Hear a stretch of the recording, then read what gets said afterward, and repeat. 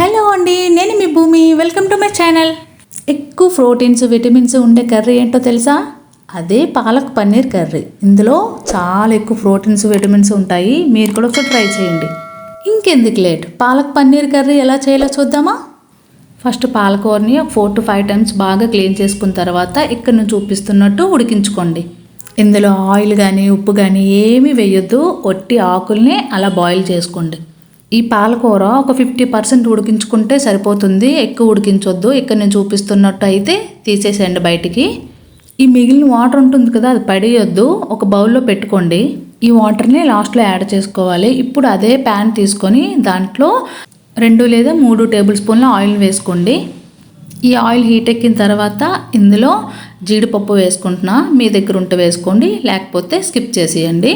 తర్వాత ఇందులోనే ఇలాచి, దాల్చిన చెక్క, లవంగాలు ఇవన్నీ కలిపి వేసుకుంటున్నాను. తర్వాత కొంచెం అల్లాన్ని ఇలా శుభ్రంగా క్లీన్ చేసుకొని చిన్న చిన్నగా ముక్కలు కట్ చేసుకొని వేసుకోండి. నెక్స్ట్ 4 లేదా 5 వెల్లుల్లి రెమ్మలు వేసుకుంటున్నా. ఇప్పుడు వీటన్నిటి చక్కగా ఒక 50% వేగిన తర్వాత ఇప్పుడు ఇందులో 2 లేదా 3 గ్రీన్ చిల్లీని ఇలా కట్ చేసుకొని వేసుకోండి.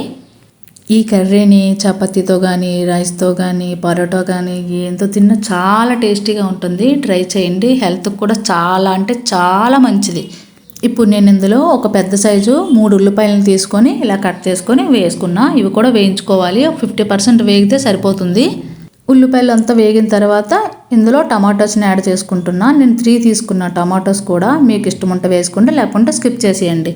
పాలకూరతో టమాటా నచ్చదు, ఆ ఫ్లేవర్ బాగోదంటే స్కిప్ చేసేయండి. అంతే. ఇలా వేయించుకున్న తర్వాత స్టవ్ ఆఫ్ చేసేయండి, చల్లార్చుకోండి. ఇప్పుడు ఇంకో ప్యాన్ తీసుకొని అందులో ఒక 4 టేబుల్ స్పూన్ల ఆయిల్ వేసుకోండి. తర్వాత ఇక్కడ నేను చూపిస్తున్న మసాలాలన్నీ వేసుకొని వేయించుకోండి చక్కగా. ఈ మసాలాలన్నీ గోల్డెన్ కలర్ వచ్చాక అప్పుడు ఇందులో ఆనియన్స్ని యాడ్ చేసుకుంటున్నా. ఈ కర్రీ నేను ఆఫ్టర్నూన్ చేస్తున్నాను కదా, సో నార్మల్ రైస్తో బాగోదేమో అని కొంచెం చిన్నగా బగారా రైస్లా చేస్తున్నాను. అందుకే ఈ తాలింపు పెట్టుకున్నా.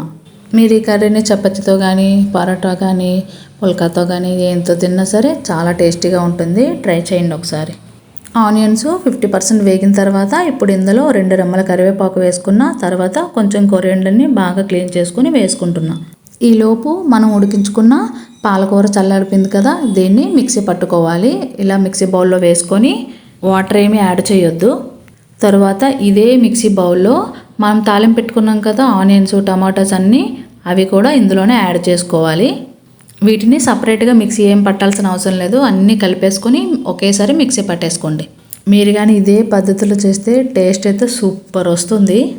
పాలకూర తినని వాళ్ళు ఉంటారు కదా, వాళ్ళు కూడా చాలా ఇష్టంగా తినేస్తారు. అంత టేస్టీగా ఉంది కర్రీ అయితే. ఈలోపు తాలింపు వేగిపోయింది కదా, ఇందులో మనం ముందుగా నానబెట్టుకున్న రైస్ని వేసుకుంటున్నా. ఇక నేను నార్మల్ రైసే తీసుకున్నాను.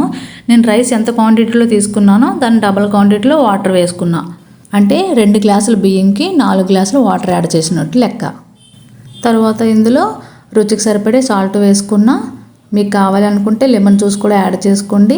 అంతే. చక్కగా కలిపేసుకొని మూత పెట్టి వదిలేసండి. ఫ్లేమ్ సిమ్లో పెట్టండి, లేకుంటే మాడిపోద్ది. ఇప్పుడు కర్రీ కోసం సేమ్ ప్యాన్ తీసుకోండి. ఆ ప్యాన్లో 2 లేదా 3 స్పూన్ల ఆయిల్ వేసుకోండి. తర్వాత 1 టేబుల్ స్పూన్ జీరా వేసుకోండి. ఇది బాగా వేగిన తర్వాత ఇందులోనే 2 రెమ్మల కరివేపాకు వేసుకోండి. ఈ కరివేపాకు వేగిపోయిన తర్వాత మనం మిక్సీ పట్టుకున్నాం కదా, ఆ పేస్ట్ని ఇందులో వేసుకోండి. ఇంతేనండి, చాలా సింపుల్గా చేసేయచ్చు తెలుసా కర్రీని. చూసారా ఎంత బాగుంది, కలర్ చూడడానికి బాగుంది, టేస్ట్ కూడా చాలా అంటే చాలా బాగుంది.